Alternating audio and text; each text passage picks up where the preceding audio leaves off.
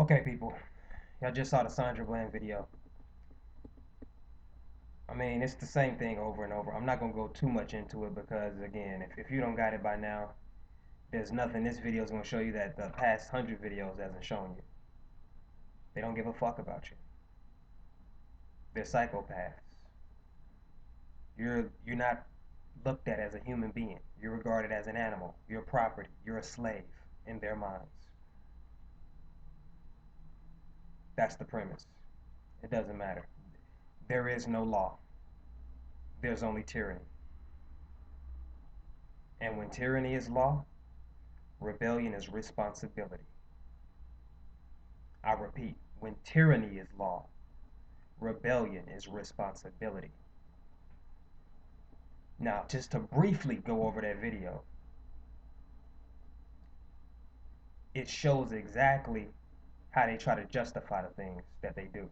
The abuse, the assault, the straight up, the tyranny. So what happened? The cop came back to the car, asked, "Are you okay?" He said, "You seem irritated." Okay, what do you expect? A person to be happy that they got pulled over? Okay, so then she just goes and answers the question. And then he says, "Are you done yet?" Like he got irritated that she answered the question. You asked her a question and she answered it. You see? So right there, either way, it's a no-win situation, you see? So if I don't answer the question, then you're going to say I'm being belligerent or, I'm I'm not listening to your authority. I'm not recognizing your authority if I don't answer the question. So she answered the question and he still got angry and was saying, "Are you done yet?" And so when he got angry that she answered the question, he proceeded to get the cigarette. He used the cigarette premise. He said, "Okay, put the cigarette out." And there is no law ever that states that you can't smoke in your own car. He asked that she put the cigarette out. And she said, "No, there's no law saying she can't smoke in her own car. She's not being arrested. You can smoke in your own car." So that's the premise. He had to pick up anything. He had to choose anything. He didn't have anything else. No weapons. He didn't smell any drugs. He didn't see any drugs, no alcohol, nothing else. So that was the only thing he could use. So he had to pick that. That's how they do. They'll choose anything. They'll say you're resisting arrest. They'll do anything. What they can't, they'll pick the smallest thing. And if you notice, you got to study these police brutality videos, and you'll see they'll pick any motherfucking thing. It don't matter what you do. It doesn't matter what you do.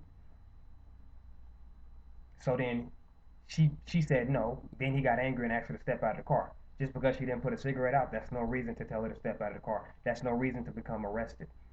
You see. So from then on, he basically used that premise to assault her and abuse her. You see her, he would tell her to go over here 1 second and then just snatch her over here to act like she was the one that was resisting arrest and whatnot. In the video, you see that, hey, you told me to go over here. Why the fuck are you telling me to go over here now? You see? And obviously, she was being compliant. She got out of the car compliant. She put her hands behind her back compliant. Yes, she was mouthing off. But that doesn't give you a reason to be beating and slamming women's head into the concrete. It doesn't give you that right. You see? So what I'm going to get into is some points right now that all people of color, because I see it happens with all people of color, especially. I'm just going to talk to y'all. It happens in the white race, yes. 85% of white violence is white on white violence. And they do the same thing what I'm about to speak about, but I'm only going to speak to color, people of color, melanated, Mexicans, Indians, African Americans, Puerto Ricans, Dominicans, all the rest of you. So, this is my question for y'all.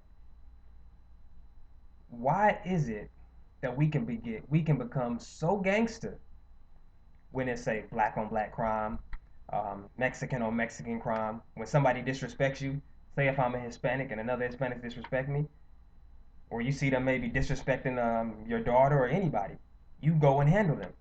You say, "I'm not gonna get disrespected like this." You say, "I'm not gonna let that shit happen to me." Then you go and handle it, right?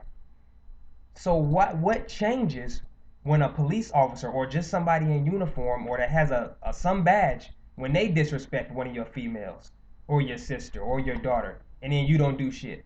Why are you a gangster when it's Mexican on Mexican or black on black, you know, Native American on Native American, but then you're not a gangster when a motherfucker in a uniform is slamming your daughter on the ground. And this one, especially for black people, why do black people like to say, oh, I forgive him, I'll pray for him? Why don't you forgive the gangsters in the streets? Why ain't you praying for the gangsters in the streets? Pray for them. Forgive them. When the cops do it, then it's forgiveness. Then it's prayer, you see? Fuck that. Be a gangster with everybody. Fuck that badge and gun because they're not even honoring it. If you're not honored, then that's it. You just a person in a badge disrespecting a woman, assaulting a woman. That's assault. That video was pure assault. Just because you got emotional and you couldn't control your emotions because a woman told you no, that doesn't give you the right to arrest her and pull out a car and slam her on the ground and slam her face into the ground. So you're the cause of that death. And that goes to the officer if you're watching this. You're the cause of the death. I don't give a damn if she committed suicide or not. You're responsible for that. And if I was the father, I would handle your ass. If I was there, I would have handled your ass. I'm not standing around for nothing. It's just like in the streets. If I see a woman that's getting disrespected by a man, I'ma step up. That's what a man is. That's what a man duty is. Fuck a race. That doesn't matter. It's a woman. You're a man. You're supposed to protect another woman. If you see something like that, a man he might as well just walked up to her. Say if it was the streets. Say if he didn't have the badge on, right? And he walked up to her and said, could you put out the cigarette? And then he basically started slamming her around on the car. What would you do? Slamming her around, putting her face on the ground. What would you do then? You see? There ain't no difference between because you're an officer. It was illegal what he did. You see? So, hey, y'all got to stop doing that shit. That pray for them and forgive them. No, fuck that. Fuck a forgiveness. A pray for. I don't understand that. You want to pray for somebody then and forgive somebody then. And then, okay, and there's another one. All the gangsters, Crips, Bloods, the Mafia, all this other shit. All these so-called gangs, street gangs. Y'all don't do nothing though. When the police gang comes in your neighborhood, because it is a gang.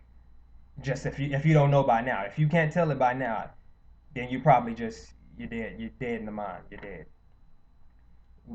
And another thing that, let me get particular, let me get back, zero in on the black folks. Well, Hispanics do this a lot too, and the whites march also, but it's the marching.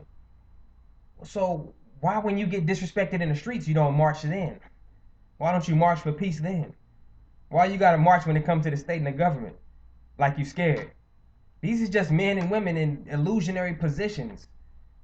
Y'all need to start handling people ASAP. Handling these motherfuckers ASAP, or they gonna keep killing your sisters, your daughters, your aunties, your mamas, elderly. I've seen all the videos. 12-year-olds. It's just ridiculous. Slamming a 12-year-old frail girl into the car, breaking her jaw. And the father, I think that was the father. I'm not sure. I think he said he forgives the cop. No, that's on y'all though. But I don't know about forgiving. I don't know about all that. Because again, you're not gonna forgive in the streets if it would have happened by, you say, another black man. You see, so y'all fucking hypocrites and y'all scared. Y'all need to get that fear up out your ass and get some courage in you. That's a spiritual. You you don't understand. You're committing a spiritual crime when you do shit like that. That's a spiritual crime for not protecting your family, for not protecting the woman. It's a spiritual crime. All right. That's my point on that. My next one.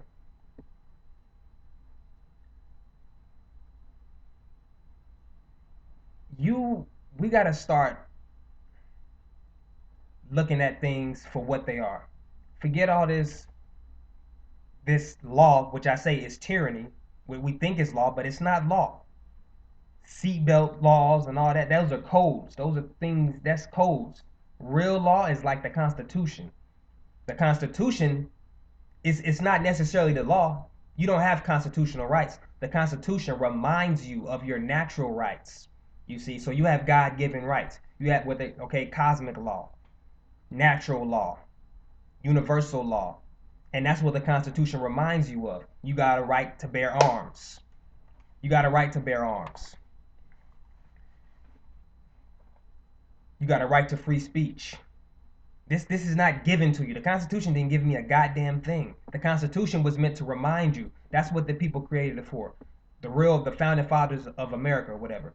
They were the ones that they knew that shit was gonna happen. They knew it was dealing with psychopaths, so they had to remind the people. The Constitution doesn't give me a goddamn thing. Don't no man gonna give me nothing. He can't give me anything. You can't take away anything from me. I got the right to free speech. I got the right to bear arms. I got the right to see a jury and all the rest of the constitutional rights. Those are natural law. You got to start living by that. You got a right to self defense.